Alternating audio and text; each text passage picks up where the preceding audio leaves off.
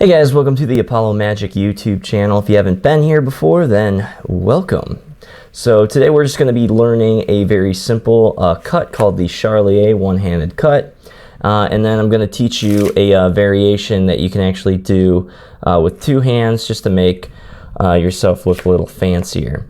So the idea with this cut is all you're going to do is hold it in, you're going to start in mechanics grip. So that means your thumb is on the side, first finger's on top, and your three fingers are on the other side. You're then going to put your pinky on the bottom, and you're going to use your thumb to just kind of push up some of the cards. You're then going to use your first finger to go underneath, push the cards till they clear, then you're going to touch your thumb to your middle and your ring finger like that to complete the cut. So that's a little bit fast, but I'm going to slow it down and break it down just a little bit. So first thing you want to do is make sure your hands are in this modified mechanics grip. Your pinky's on the bottom. You basically should have enough tension on it that if I was to move my pinky like this, you can see that there's a gap here and it holds all the cards together.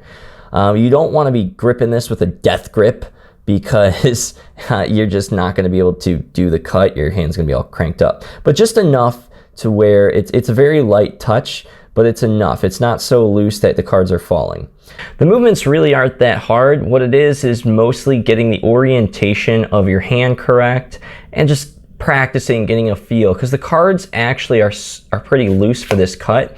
Like, I can't hold my hands this way and do this cut. Gravity makes this work, and if your hand is too far this way, you can have cards fall out. There is a position your hand needs to be in, and it's basically when you're holding the deck, the cards. So if we have so you have this table here, the cards are parallel with the table. They're parallel with the ground. All right, so you have that grip. You're going to use your thumb to push a couple of the cards off. You're going to loosen your grip so that the cards will actually fall to the bottom. So you can see I have this grip. This grip is you're gonna touch with your thumb, and what's gonna happen is there's gonna be a tension between these two fingers and your thumb. You're squeezing these just slightly, just to hold the cards. The cards on the bottom basically are only being kept in your hand by your pinky. Another reason why you don't want to go this way. You're then gonna use your first finger, and you're gonna touch this corner here. You're actually just pushing on that corner with your first finger all the way up, and then at this point you can see it's right before this is fully cleared. You can see right here it's still on the wrong side. This is actually balancing. So right here, this deck of cards is just balancing. I'm not really holding it. It's balanced only by my pinky here. You can see this card's trying to kind of slip off over the pinky. So at this point, so as you're sliding it up, this is just balancing on this deck of cards. It's sliding on the deck of cards, and it's just kind of sitting on the rest of your hand. Once it clears, the only thing in the way right now is the first finger. So all you have to do is pull that first finger back like this, then touch your thumb to your two fingers, and it will go together. So you're going to go over the steps one more time, but all together now. So the first thing you're going to do is push with your thumb. So it's being held by these three fingers. This bottom part's just kind of sitting there. You're then going to take your first finger and push that bottom part until it clears right there. Once you notice that you can actually put the other deck over the top, you're just going to touch your thumb to your other fingers, and that's where that little clicking sound comes from when you see people doing that Charlier. All right, so I'm going to give you one more angle just so you can really see what my first finger here is doing. So this is a little bit awkward position for me, but what you're going to do is, again, there's the same moves. Push with the thumb, let the bottom packet fall. Now here's where the first finger comes, and it pushes. And you can see where I'm pushing. I'm not pushing right on the corner. I'm pushing a little to the other side of the corner, a little deeper onto the card.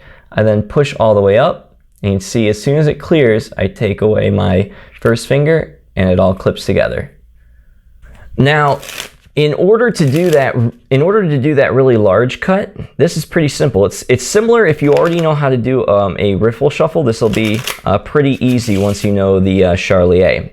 So all I'm doing is I'm holding the cards in mechanic's grip, and you're just going to do this little riffle through them. In order to do that riffle, you're going to turn the cards and put your thumb, or your first finger under the cards, and that's going to create just a little tension.